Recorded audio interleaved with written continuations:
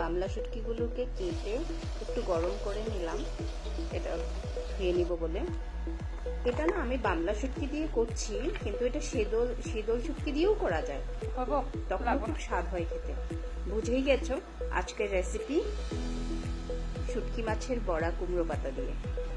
এখানে আমি পেঁয়াজ কুচি করে কেটে দিয়েছি, টমেটো দিয়েছি, এটা আমি রসুন দিলাম, শুটকিগুলো দিয়ে দিব, দিয়ে এটাকে ভালো করে মেখে নেব।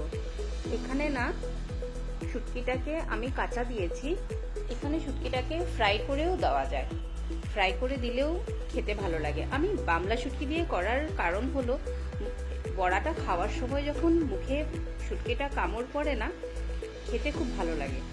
তো এটাকে ফ্রাই করে, শুটকিগুলোকে আমি ফ্রাই করে না দেওয়ার রিজন হলো তেলটা একটু কম যাবে সেই জন্য। এখানে এখন আমি নুন জলে কুমড়ো পাতাগুলোকে কিছুটা টাইম ভিজিয়ে রাখবো, যাতে ভালো করে পরিষ্কারও হয়ে যায় আর পাতাগুলো সফটও হয়ে যায়। নুন জল থেকে উঠিয়ে সেটাকে ভালো করে ধুয়েও নিয়েছিলাম আমি, তো অতটা আর দেখাইনি। এখন আমি শুটকি মাখাটাকে পাতার মধ্যে মিডিলে দুটো করে পাতা দিয়েছি, দুটো করে পাতা দিয়ে শুটকি মাখাটাকে মাঝখানে দিয়ে এটাকে ভালো করে প্যাক করে নিয়েছি, যাতে ফ্রাই করার সময় যাতে বের হয়ে না যায় সেই খেয়াল রেখে ভালো করে প্যাক করতে লাগবে। তো আমি সেইভাবেই প্যাক করে নিয়েছিলাম। বলতে বলতে আমার জলই এসে যাচ্ছে মুখে।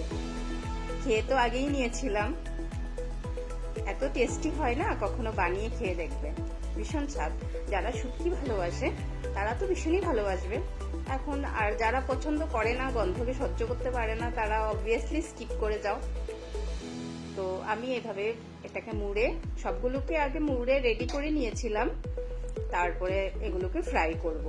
তো আমি ফ্রাই করার সময় তেলটা কম ইউজ করেছি, বরাবরই আমি তেলটা একটু কম ইউজ করি, চেষ্টা করি আর একটু তেলটা কম ইউজ করার জন্য।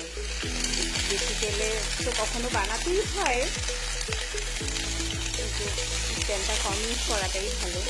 তো এখানেও আমি কম তেল ইউজ করেই বড়াগুলোকে একে একে সবগুলো দিয়ে দিয়েছিলাম, দিয়ে তারপরে ঢাকা দিয়ে ফ্লেমটাকে লো করে রেখে দিয়েছিলাম।